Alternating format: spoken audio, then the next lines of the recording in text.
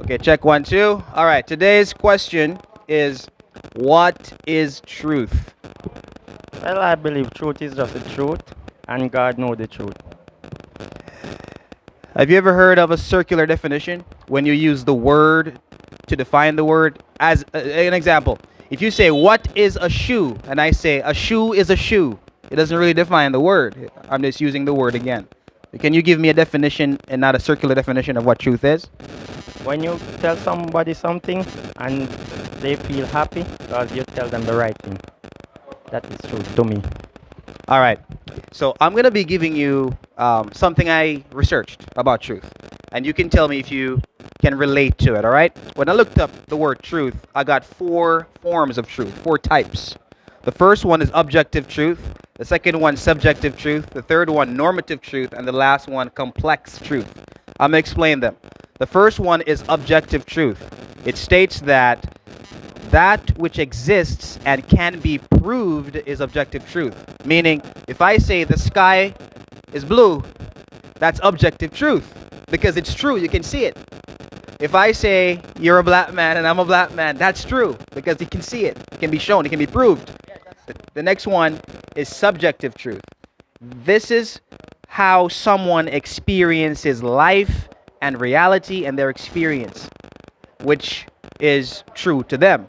The third one is normative truth. This is when a group of people agree that something is true, therefore it's true to them. For example, in America, in the 1857 Dred Scott ruling, it said that black people were not citizens of the United States and therefore they should not get any protection from the government.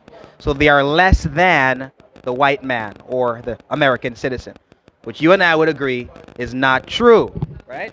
Yeah, I take That's not the first answer. That's what you make the first question for truth. And the last one is complex truth. This is when you combine subjective, objective, and normative truth and you apply it to your life for the most optimal benefit. So you agree that objective truth is what truth is. The first one. Yeah, it sounds good to me. Yeah, yeah. All right, all right. And that is the right one because if normative truth disagrees with objective truth, it's false. If subjective truth disagrees with objective truth, it's false. For example, if a group of people say that all human beings have four legs, that group of people are wrong because all human beings don't have four legs. We have two. Yeah. And if one person says that all human beings have four legs, that one person is wrong. According to what standard? The objective truth. So the last question is this. Do you think that there is objective truth in religion, since all of them say contradictory things at the most major points? Go again. What's his objective? Objective truth is that which is true in all places, all time, everywhere. An example of objective truth would be this.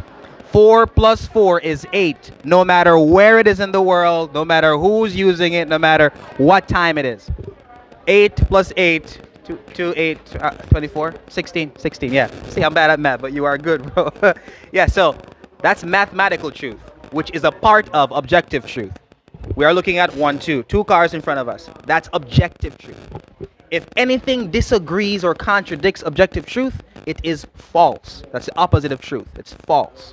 So since the major religions contradict one another in the major points, like, for example, Islam says that Jesus Christ was not crucified. Christianity says Jesus Christ was crucified. That's a contradiction.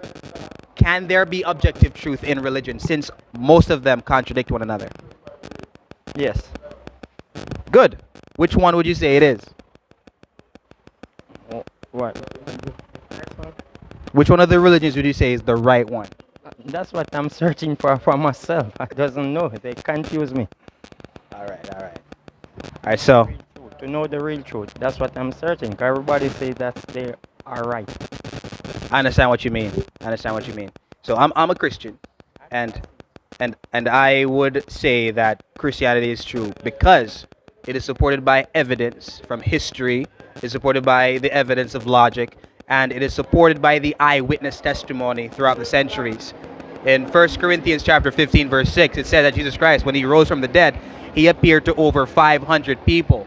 And those 500 people, along with his disciples, preached the gospel. And when you look at the history, they died for their confession of faith when they could have easily said, you know, I never saw him. He never rose from the dead. But because he did, the Christian religion is a true religion.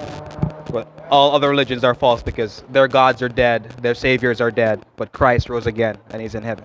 The part I want to understand, when they say Jesus Christ, but they say back in the days, no J in the letter K. And you're right. The letter J did not exist because the English language didn't exist. So it's the Greek word for Jesus that would be used back then. Jesus, or the Hebrew word, which is Yeshua or Yahshua, Joshua in our dialect. So what is Yahweh? Yahweh is the English translation for the Tetragrammaton, Yod-He, Wav-He, the name of God in the Old Testament. So when you read the Old Testament, you would see the word Lord in all caps. It's in reference to Yahweh. There's a new translation called the Legacy Standard Bible that translates the name of Yahweh as Yahweh every single time. That's what Yahweh is. But there is no letter J in the Greek alphabet or the Hebrew alphabet. But we're English speakers, so we use the letter J because we have J in our alphabet. And the translation for the Greek word Jesus is Jesus. So that's why we use the word Jesus. Okay. Yeah. Well, you straighten up that part for me. Well, From it's the truth. From it's the truth. all right. Thank you for the interview, man. Michael, Was that a hard interview? yeah, man, so easy, man. All right. All right. Thank you. Same to you.